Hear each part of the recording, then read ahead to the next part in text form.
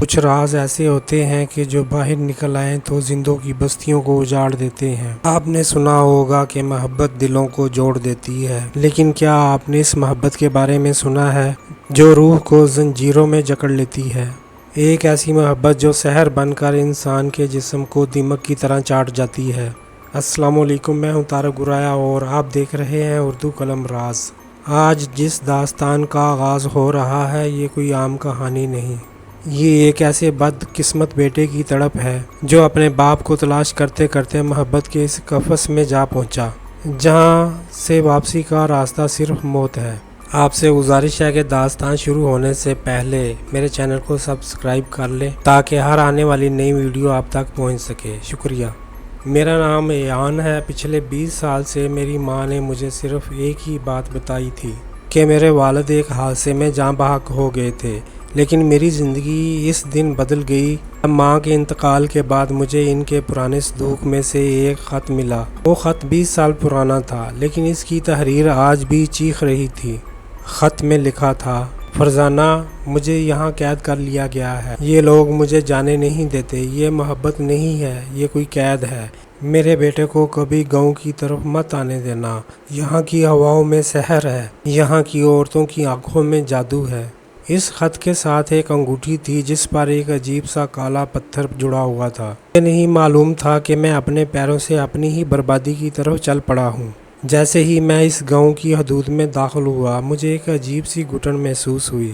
وہاں کی فضا میں گلاب کے پھولوں اور کسی جلتی ہوئی چیز کی ملی جلی بو تھی۔ میں نے جب ایک بوڑھے شخص سے شاہ جی کی حویلی کا راستہ پوچھا تو اس نے خوفزدہ ہو کر اپنے کانوں کو ہاتھ لگایا اور بغیر کچھ کہے وہاں سے بھاگ گیا۔ وہاں کا ہر شخص جیسے ایک گونگی دہشت میں مبتلا تھا۔ وہاں کوئی ہنستا ہوا بچہ نظر نہیں آیا، نہ ہی کوئی بلند آواز میں بات کر رہا تھا۔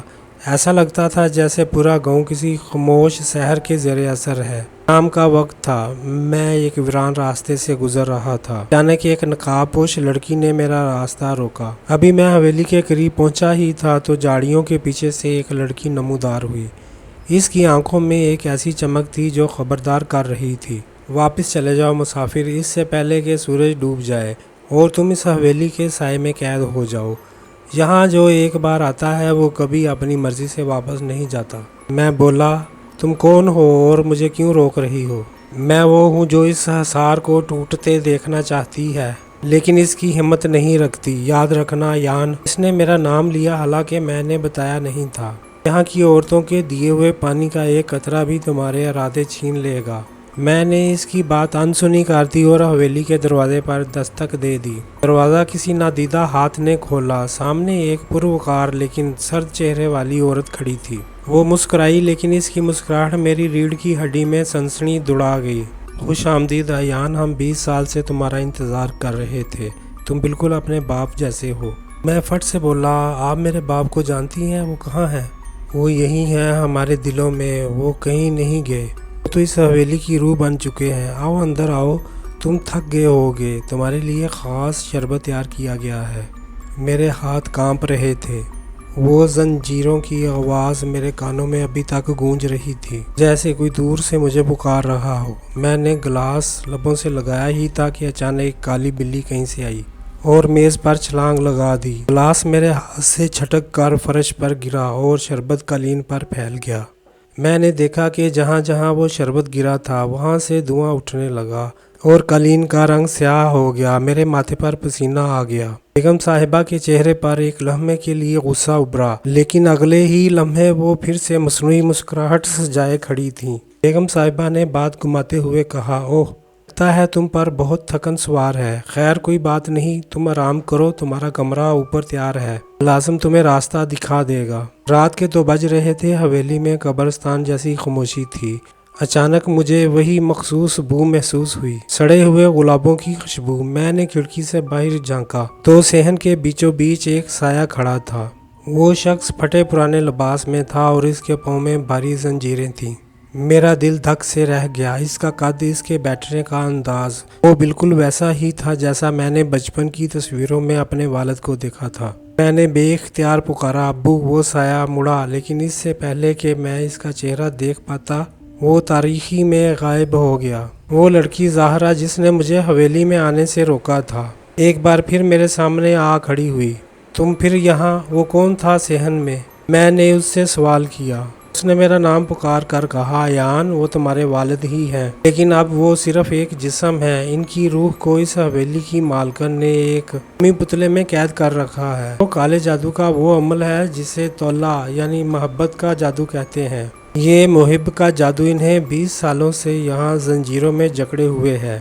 لیکن انہیں یہاں کیوں رکھا گیا ہے؟ میں نے بہت ہی جذباتی انداز میں اس لڑکی سے پوچھا۔ زہرا بولی، کیونکہ یہ حویلی ایک منحوس روایت پر کھڑی ہے۔ یہاں کی مالکن کو اپنی جوانی اور دولت برقرار رکھنے کے لیے ایک محبت کرنے والے مرد کی قربانی چاہیے ہوتی ہے۔ تمہارے والد وہ قربانی دے چکے ہیں اور اب ان کی جگہ تمہیں لایا گیا ہے۔ زہرا مجھے ایک کمرے میں لے گئی جہاں کی دیواریں انسانی بالوں سے بنے داغوں سے ڈکی ہوئی تھی۔ کمرے کے بیچ میں ایک پیالے میں وہی سرخ شربت بھرا تھا اور اس کے اندر ایک تصویر تیر رہی تھی۔ وہ میری تصویر تھی۔ اچانک پیچھے سے ایک بھاری آواز آئی، تم نے راستہ ڈھونڈ ہی لیا؟ ایک بزرگ تھا جس کے ہاتھ میں خنجر تھا، وہ میری طرف بڑھا۔ زہرا ایک کونے میں کھڑی کانپ رہی تھی۔ بزرگ کے چہرے پر وہ نور نہیں تھا جو میں نے پہلی بار دیکھا تھا، بلکہ وہاں ایک شیطانی فاتحانہ مسکراہٹ تھی۔ اس نے خنجر ہوا میں لہرایا اور بولا، ایان، تمہارا خون اس جادو کو مکمل کرے گا جو 20 سال پہلے ادھورا رہ گیا تھا۔ تمہارے والد کی روح تب تک اس حویلی سے آزاد نہیں ہو سکتی جب تک ان کا اپنا خون اس آئینے پر نہ گرے۔ میں پیچھے ہٹا لیکن میری پشت دیوار کے ساتھ جا لگی۔ اچانک زہرا نے چیخ کر کہا، ایان، شیشے کی طرف مت دیکھنا، یہ تمہارا عکس نہیں، تمہاری موت پکار رہی ہے۔ میں نے جیسے ہی آئینے میں دیکھا، میرا عکس مجھ سے الگ ہو کر حرکت کر رہا تھا۔ آئینہ نہیں تھا، وہ ایک دروازہ تھا کسی دوسری دنیا کا۔ آئینے کے اندر سے ایک ہاتھ باہر نکلا، ایک ایسا ہاتھ جس پر زخموں کے نشان تھے اور کلائی میں وہی باری زنجیر تھی جس کی آواز میں سنتا آ رہا تھا۔ میرے والد تھے۔ انہوں نے لرزتی ہوئی آواز میں ایک لفظ کہا، باگو۔ ان کی آنکھوں میں التجا تھی اور ایک گہرا دکھ۔ شیطان نما بزرگ نے کہکا لگایا اور خنجر میری گردن کے قریب لے آیا، لیکن عین اس لمحے زہرا نے زمین پر پڑا ہوا ایک مٹی کا دیا اٹھا کر آئینے پر دے مارا۔ ایک زوردار دھماکہ ہوا اور پورا تہہ خانہ لرز اٹھا۔ آئینہ ٹوٹا نہیں، لیکن اس کی سطح پر ایک دراڑ پڑ گئی جس سے کالا دھواں نکلنے لگا۔ دھوئیں اور افراتفری میں زہرا نے میرا ہاتھ پکڑا اور ایک خفیہ راستے کی طرف دوڑ لگا دی۔ پیچھے پیچھے وہ شیطان گراتے ہوئے روکنے کی کوشش کرنے لگا۔ ہم ایک تنگ اور اندھیری سرنگ میں دوڑ رہے تھے۔ اس شیطان کی غسیلی آوازیں آ رہی تھیں جو کوئی عجیب و غریب منتر پڑھ رہا تھا۔ مجھے محسوس ہوا جیسے میرے پیر زمین میں دھنس رہے ہیں۔ زہرا نے جلدی سے میرے گلے میں وہ انگوٹھی ڈالی جو مجھے خط کے ساتھ ملی تھی۔ زہرا بولی، یہ انگوٹھی صرف ایک زیور نہیں ہے ایان، یہ تمہارے والد کی آخری نشانی ہے جس میں اس شہر کا توڑ موجود ہے۔ جب تک یہ تمہارے پاس ہے، اس شیطان کا کالا علم تم پر اثر نہیں کرے گا، لیکن ہمیں سورج نکلنے سے پہلے اس مومی پتلے کو ڈھونڈنا ہوگا جو اس حویلی کے پرانے کنویں میں چھپا ہے۔ ہم کنویں کے پاس پہنچے، اندر جھانکا تو میری روح فنا ہو گئی۔ کنویں کی دیواروں پر سینکڑوں تعویذ لٹکے ہوئے تھے اور بالکل درمیان میں ایک انسانی دل کی شکل کا مومی پتلا ایک کالے دھاگے سے لٹک رہا تھا۔ اس پتلے کے اندر سے وہی زنجیروں کی آوازیں آ رہی تھیں۔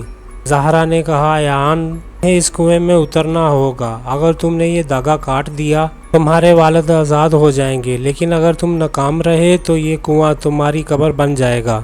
میں رسی کے سہارے اس کنویں میں اترنے لگا۔ دیواروں پر لٹکے تعویذوں سے خون رس رہا تھا اور بیگم صاحبہ اوپر کھڑی مشل لہرا رہی تھی۔ جیسے میں نیچے اتر رہا تھا، ہوا بوجھل ہوتی جا رہی تھی۔ کنویں کی گہرائی سے ایسی آوازیں آ رہی تھیں جیسے سینکڑوں لوگ ایک ساتھ سسکیاں لے رہے ہوں۔ اوپر سے بیگم صاحبہ کا کہکا گونجا، ایان، تم اس مومی پتلے تک کبھی نہیں پہنچ پاؤ گے کیونکہ وہ پتلا تمہارے باپ کا دل ہے۔ اگر اسے کچھ ہوا تو تمہارا باپ بھی مر جائے گا۔ میرے ہاتھ لرزنے لگے، رسی میرے ہاتھوں کو کاٹ رہی تھی، لیکن تبھی مجھے وہ انگوٹھی یاد آئی جو میرے گلے میں تھی۔ جیسے ہی میں نے اسے چھوا، اس کے کالے پتھر سے ایک مدھم سی نیلی روشنی نکلی۔ اس نے کنویں کی دیواروں پر موجود ان منحوس تعویذوں کو جلانا شروع کر دیا، جس سے اس کی گرفت ڈھیلی پڑ گئی۔ وہ پتلا میرے بالکل سامنے تھا۔ اس کی شکل ایک انسانی دل کی تھی۔ جو دھک دھک کر رہا تھا۔ اس کے اوپر مومی پرتوں میں میرے والد کی تصویر بھی ہوئی تھی اور اس کے عین درمیان میں ایک لمبی زنگ آلود سوئی چبھی ہوئی تھی۔ یہی وہ سحر محب تھا جسے زبردستی کی محبت کا جادو کہتے ہیں، جس کے جادو نے میرے باپ کو 20 سال سے قید کر رکھا تھا۔ اچانک کنویں کا پانی جو نیچے ساکت تھا تیزی سے اوپر آنے لگا۔ وہ پانی نہیں تھا بلکہ سیاہ رنگ کا ایک گاڑھا مادہ تھا جو جادو کی قوت سے ابھر رہا تھا۔ مجھے احساس ہوا کہ اگر میں نے اگلے چند سیکنڈ میں یہ دھاگا نہ کاٹا تو میں اس سیاہ مادے میں غرق ہو جاؤں گا۔ پر کھڑی زہرا چیخنے لگی، ماں بس کر دیں، یہ لڑکا بے قصور ہے، اسے وہ سزا مت دیں جو آپ نے اس کے باپ کو دی تھی۔ میں یہ سن کر حیران ہوا کہ زہرا بیگم صاحبہ کی بیٹی تھی۔ کیا یہ سب ایک جال تھا؟ لیکن میرے پاس سوچنے کا وقت نہیں تھا۔ میں نے اپنی جیب سے وہ چھوٹا سا خنجر نکالا، زہرا نے مجھے دیا تھا، اور پوری طاقت سے اس کالے دھاگے پر وار کیا۔ دھاگا کٹتے ہی وہ مومی پتلا میرے ہاتھ میں پگھلنے لگا۔ پر کھڑی بیگم صاحبہ کے ہاتھ سے مشل گر گئی اور وہ خود اپنے سینے کو پکڑ کر زمین پر گر پڑی۔ جادو کا یہ اصول ہے کہ جب وہ ٹوٹتا ہے تو وہ کرنے والے پر پلٹ وار کرتا ہے۔ حویلی کی دیواروں میں دراڑیں پڑنے لگیں اور وہ کالا شیطان بزرگ جو بیگم صاحبہ کے ساتھ تھا دھوئیں میں تبدیل ہو کر غائب ہونے لگا۔ میں اسی رسی کے سہارے کنویں سے باہر آیا اور میں حویلی کے صحن کی طرف چلنے لگا۔ وہاں وہی سایہ اب ایک انسانی شکل میں زمین پر گرا پڑا تھا۔ وہ میرے ابا جی تھے۔ میں ان کے پاس پہنچا اور ان کا سر اپنی گود میں لیا۔ ان کی آنکھیں آہستہ سے کھلیں۔ 20 سال بعد انہوں نے مجھے دیکھا۔ ان کے لب ہلے، ایان تم نے کر دکھایا۔ ان کے پاؤں کی وہ بھاری زنجیریں اب ٹوٹ کر مٹی بن چکی تھی، لیکن حویلی اب تیزی سے زمین بوس ہو رہی تھی۔ حویلی کا وجود جادو کی بنیاد پر کھڑا تھا، اور جیسے ہی وہ مومی پتلا پگھلا، عمارت کا ایک ایک پتھر چیخنے لگا۔ میں نے اپنے والد کو مضبوطی سے تھام رکھا تھا، جن کی سانسیں 20 سال بعد اس آزاد ہوا میں بحال ہو رہی تھی، لیکن دروازے پر کھڑی زہرا کی خاموشی مجھے ڈرا رہی تھی۔ اس کے ہاتھ میں وہ انگوٹھی چمک رہی تھی جو میرے باپ کی آزادی کی واحد نشانی تھی۔ زہرا راستہ چھوڑو، ہمیں یہاں سے نکلنا ہے، میں چلایا، لیکن اس نے کوئی جواب نہ دیا۔ اس کی نظریں حویلی کے اس ملبے پر تھی جہاں اس کی ماں یعنی بیگم صاحبہ دفن ہو چکی تھی۔ زہرا نے کہا، ایان تم نے اپنی محبت سے اس حصار کو تو توڑ دیا، لیکن تمہیں معلوم ہے کہ اس گہرے محبت کی قیمت کیا تھی؟ میری ماں نے تمہارے باپ کو قید ضرور کیا تھا، لیکن وہ خود بھی اس جادو کی قید بن چکی تھیں۔ انگوٹھی جو تمہارے پاس تھی یہ صرف تحفظ کے لیے نہیں تھی، یہ اس جادو کی آخری مہر تھی۔ یہ سن کر میرا دماغ سن ہو رہا تھا۔ زہرا نے بتایا، اس انگوٹھی کے اندر میرے باپ کی یادداشت کا وہ حصہ قید تھا جو انہیں اس گاؤں سے باہر قدم رکھنے سے روکتا تھا۔